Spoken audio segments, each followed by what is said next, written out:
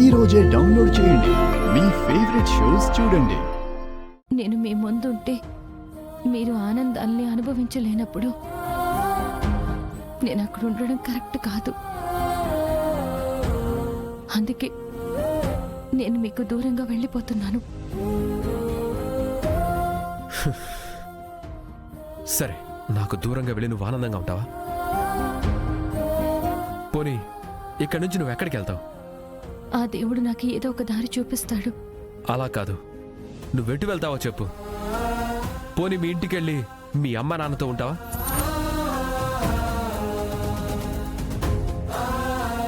చెప్పు లక్ష్మి, నువ్వు మీ ఊరు వెళ్తానంటే నేనైతే ఎలాంటి అడ్డు చెప్పను.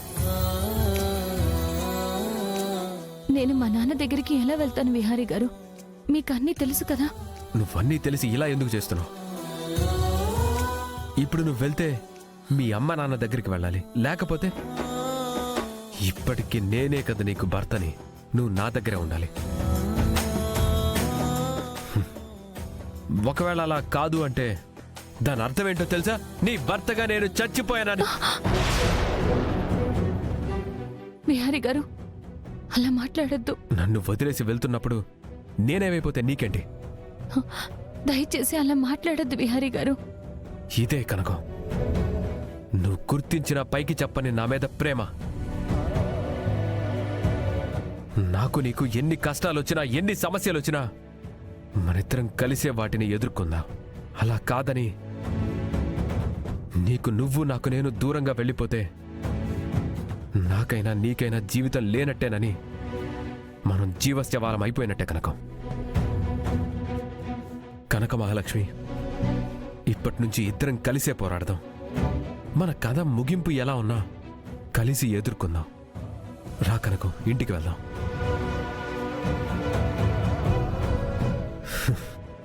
సరే, నువ్వు రాకపోతే బలవంతంగానైనా నిన్ను ఇంటికి తీసుకెళ్తా. వద్దు విహారీ గారు, నేను వస్తాను.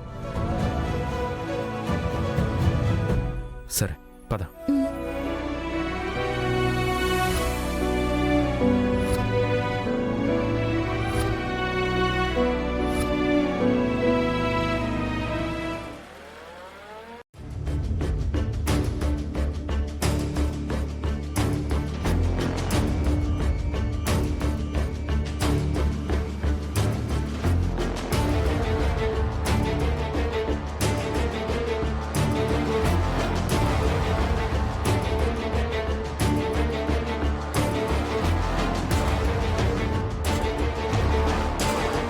అమ్మా, మొన్న వాంతులని నాటకం ఆడాను.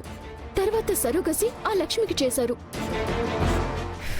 ఇప్పుడు అది ఎటెళ్ళిందో, ఎక్కడుందో, ఏంటో, ఏమైందో ఏం అర్థం కావడం లేదు. అసలే దానికి సరోగసి చేశారని కూడా తెలీదు. అసలు అది కనుక తిరిగి రాకపోతే ఎలా అమ్మా? అసలు ఏమవుతుందో ఏంటోనని టెన్షన్ గా ఉందమ్మా. నాకు టెన్షన్ గానే ఉంది. అది ఈ ఇంటిని వదిలి వెళ్ళదని నా నమ్మకం. ఆ లక్ష్మి తిరిగి ఇంటికొస్తుంది.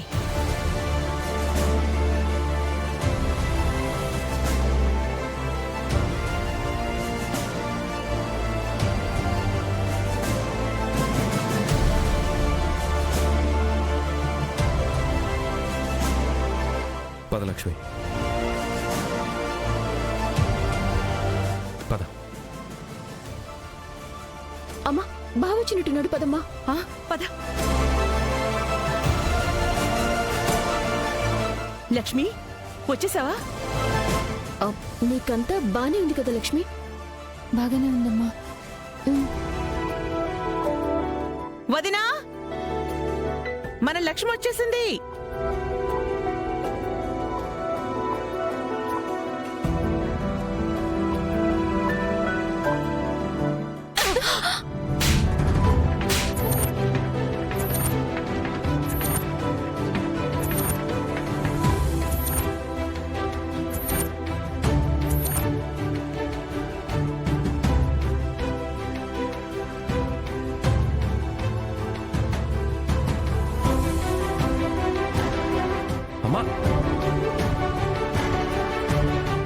ఏంటొదినా అలా కొట్టావు లక్ష్మిని? మీరుండండి వదినా.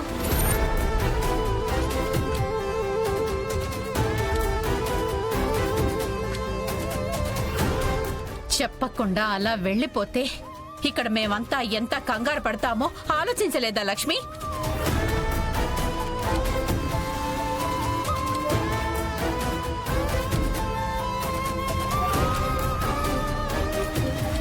నన్ను క్షమించండి అమ్మా. నిన్నటి నుంచి నువ్వేమయ్యావో తెలియదు. నీకోసం ఇక్కడ ఇంతమంది కళ్ళు కాయలు కాసేలా ఎదురు చూస్తున్నామో తెలుసా?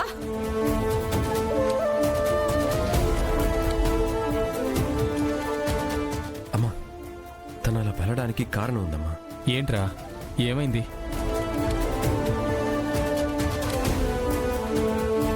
నేను చెప్తానండి.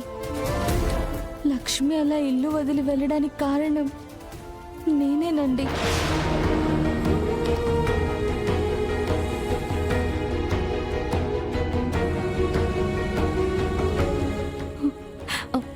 ఊరుకో కావేరి. కావేరి, కావేరి, దయచేసి అలా ఏడవద్దు.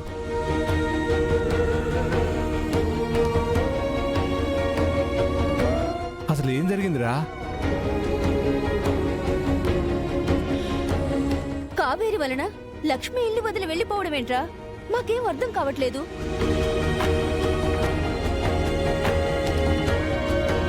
ఆ సంఘటన చెప్పడానికి కూడా నోరు రావట్లేదు. అంత నీచాతి నీచమైన పని చేశాడు ఆ అంబిరాజు.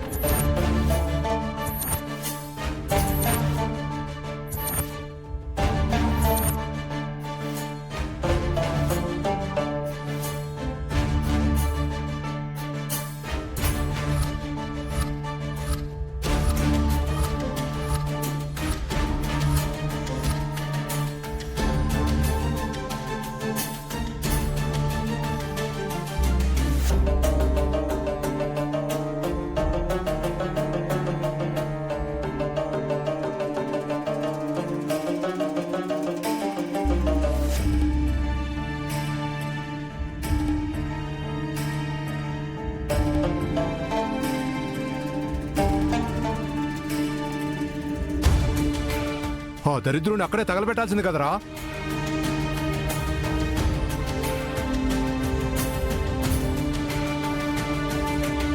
కావేరి, నీకు జరిగింది అన్యాయమే. కానీ నువ్విలా ఏడుస్తూ ఉంటే సరిపోదు. నువ్వు అధైర్యపడిపోతూ వెనకడుగు వేస్తే సరికాదు. ఏ అమ్మాయి అయినా ఇలాంటి సిచ్యువేషనే జరిగినప్పుడు నిన్ను నువ్వే కాపాడుకోవాలి. నువ్వు భయంతో ఒక్కడుగు వెనక్కేస్తే చాలు, ఆ దుర్మార్గులు ధైర్యంతో బరి తెగిస్తారు.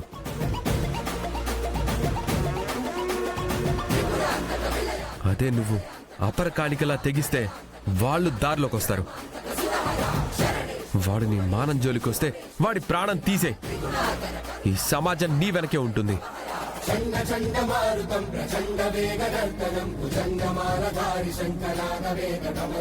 తంత్రయంత్రనాశనం అఖండ రూప దర్శనం కదంబ కుంకుమార వర్ణ దేవరాజ శోభితం